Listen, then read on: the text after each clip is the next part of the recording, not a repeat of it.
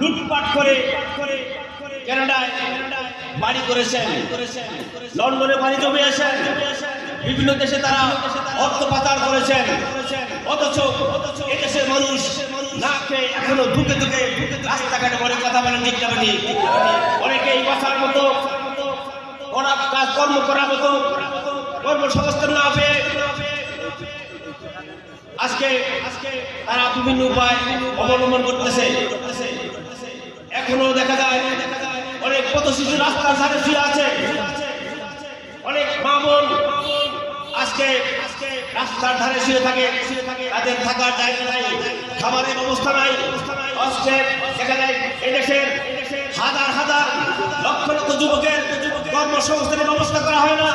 এই যুবকরা আজকে হতাশার মধ্যে ভুগতেছে, কথা বলে ঠিক যাবে ঠিক। এই হতাশা থেকে ফিরে আসার জন্য, এই হতাশা থেকে উত্তরণের জন্য একটাই পথ হলো ইসলামী আন্দোলন বাংলাদেশের মাধ্যমে। যদি আমরা পার্লামেন্টে কোরআনকে সংশোধন দিতে পারি, যদি সব নিষ্ঠাবান খোদাবীর মানুষকে পার্লামেন্টে পাঠাতে পারি, তারা হয়তো আমাদের দেশের এই জনগণের ভাগ্যের পরিবর্তন করতে পারে, কথা বলে দিতে পারি। আজকে ইসলামী আন্দোলন বাংলাদেশ 8 দলীয় জোট হয়েছে, নির্বাচনী সমঝোতা হয়েছে। তাদের একটা কথা আমরা বারবার সোনার বাংলা, সবুজ বাংলা দেখেছি, এবার আমরা ইসলামের বাংলা দেখতে চাই। এই ইসলামের বাংলা দেখতে হলে আমাদেরকে ওয়ার্ডে ওয়ার্ডে শুধু নয়, পাড়ায় পাড়ায়, বাড়িতে বাড়িতে এই দাওয়াত পৌঁছে দিতে হবে, কথা বলে ঠিক যাবে।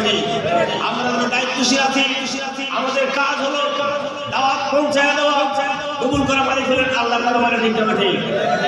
আজকে আমাদেরকে এখান থেকে শপথ গ্রহণ করতে হবে, এখান থেকে ঘরে ফিরে আমরা প্রতিটা বাড়িতে বাড়িতে, প্রতিটা মানুষের দ্বারে দ্বারে এই দাওয়াত পৌঁছায় দেবো, হকের দাওয়াত পৌঁছায় দেবো। আমাদের বাংলাদেশ হবে ইসলামের বাংলাদেশ, কথা বলে ঠিক যাবে ঠিক।